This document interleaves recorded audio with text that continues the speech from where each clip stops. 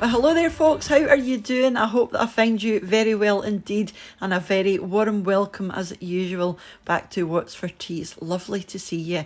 If you're new and it's your first time here, my name's Cheryl. This is What's for Tea, and for tea tonight, or last night, I made this absolutely amazing risotto. This was my first time making risotto, and I'd kind of held back for years because I heard that it was quite difficult, quite tricky to get right, but I was delighted with the way that this one turned out. You know, it was glossy, it was rich, creamy, thick, and it still had a good bit of flow to it, which is apparently what you want. But you know, however I've done it, I'm just going to run you through how I made this. All of the ingredients will be in the description box under the video. So the stock that you're using, use a good quality chicken stock, and do make sure it's nice and warm. You want this on the side sitting at a simmer or just boiling away on the side, so you want that as warm as possible.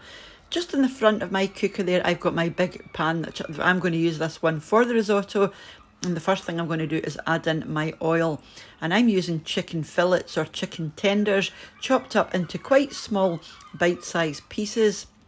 And excuse the seagulls if you can hear them.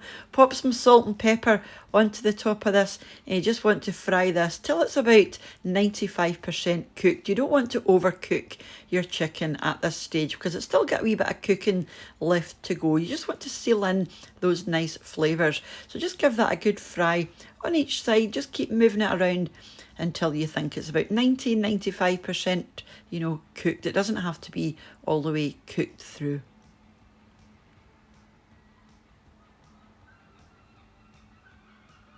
And once you're happy, you can pop in your onions. So I'm going to use one onion which has been chopped quite finely, and I'm also going to pop in my garlic. This is 3 cloves of garlic which I've sliced, but you can mince this of course if you prefer, if you'd rather it was undetectable, apart from the flavour of course. Give this a good stir around, and you want to cook this for a couple of minutes until your onions start to soften, and then you can pop in your mushrooms. I've just chopped these mushrooms into big chunky squares, or a large dice if you prefer. And on top of that, I'm going to put 1 tablespoon of butter. You can use unsalted butter or salted. It's completely up to you. You just want to stir this around. Make sure everything is nicely combined just until your butter melts.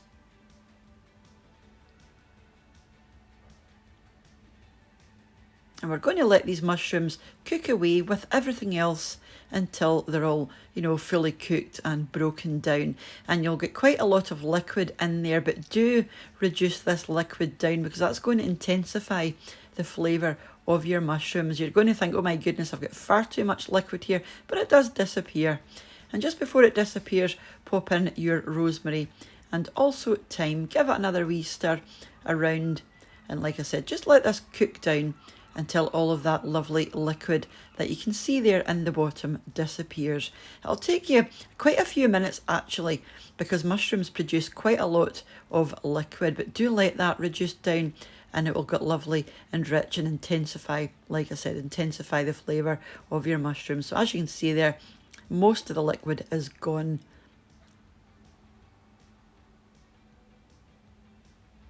So once you're at this stage, you can go in and add your rice. Now I'm using Arborio rice, which is recommended. You know, this is a proper risotto rice. It's a very starchy rice, and it's going to give you a lovely creamy risotto. Rices like basmati or, you know, standard short grain rices are not going to have the same texture or, you know, give you the end result. So if you can, use Arborio rice. You want to stir that in well.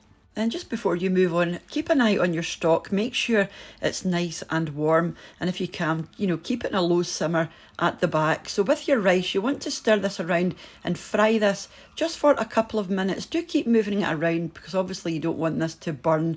You just want it to toast lightly. So just keep stirring that round for a couple of minutes. Once you're happy, you can pop in your wine. This is just a splash of wine. So don't worry if you don't drink alcohol. You know, the alcohol will evaporate and the lovely wine flavour will absorb into your rice. It's quite, you know, it gives your rice a nice sort of acidic side, which is most welcome against the end creamy result. So once you're happy, you can pop in your stock. Now just add this wee bit by wee bit, add in a ladle at a time, and then once it's fully absorbed, you know, you can pop in some more, but it's quite important that you keep stirring this and your rice is going to cook evenly, and your rice is going to absorb all of your liquid evenly. So just keep stirring as much as you can. And I did develop, at the end of this video, what they call risotto arm. It's quite a workout for the arm, but quite an important stage, that you don't try and rush this. Patience really is a virtue when it comes to this. So keep adding your stock ladle by ladle. Make sure it's well absorbed into your rice each time. And it will be quite easy, because it will absorb in, because as the rice cooks, it just drinks in that stock. So just take your time. The whole thing will take you probably about 20 to 25 minutes. So it doesn't take that long, but it feels a lot longer, let me tell you. And this is what you're looking for at the end here. It's fully absorbed. You've got a lovely, silky, creamy rice. You've still got a wee bit of bite in that rice. It's still slightly al dente. It's not completely soft. And you can obviously add more stock if you want this a bit looser, but this is exactly what I was going for, and it's ever so creamy. So I'm going to add in another couple of things to make it even more delicious and creamy, and that's another tablespoon of butter, and I'm just going to fold that in, stirring very gently, just until that butter has melted and mixed in well. And then the last thing I'm going to add is some Parmesan cheese. So this is grated Parmesan cheese, and I'm just going to throw this in, and then again gently stir it through until it's nicely combined. And see the combination of the mushrooms and the chicken and the wine and this cheese. It was just a lovely combination. I would highly suggest giving this a go, and this will do about 5 to 6 people. You will get lots of portions out of this because it's so dense and rich and creamy, and it's just lovely. So yeah, I was more than happy with this, and as you can see, there's a good bit of movement in there. It's not completely, it doesn't look like wallpaper paste. It still flows nicely, and you can see how rich and glossy that is, and the flavours are just beautiful. The last thing I'm going to do is pop the lid on, and leave this sitting for about 5 minutes before I serve. So I'm going to use my fancy plate because I want a nice thumbnail. So I'm going to grab a cookie cutter, and I'm just going to pile up my risotto in the middle, and it does stick together quite well, so it will stay in the one spot, but the edges are nice and straight there, but the longer you leave this, the more it collapses down. So I was trying to be quite quick, and I just popped some Parmesan and some parsley on top of this, and it was just lovely. I said I made this for the tea. We actually had this for lunch, so I was lying. We didn't have that for the tea, but whenever you choose to have it, it's going to be wonderful. And just before I move on and leave you, I wanted to say, as usual, a massive thank you to the supporters of the channel over on my Patreon page, and to the channel members here as well.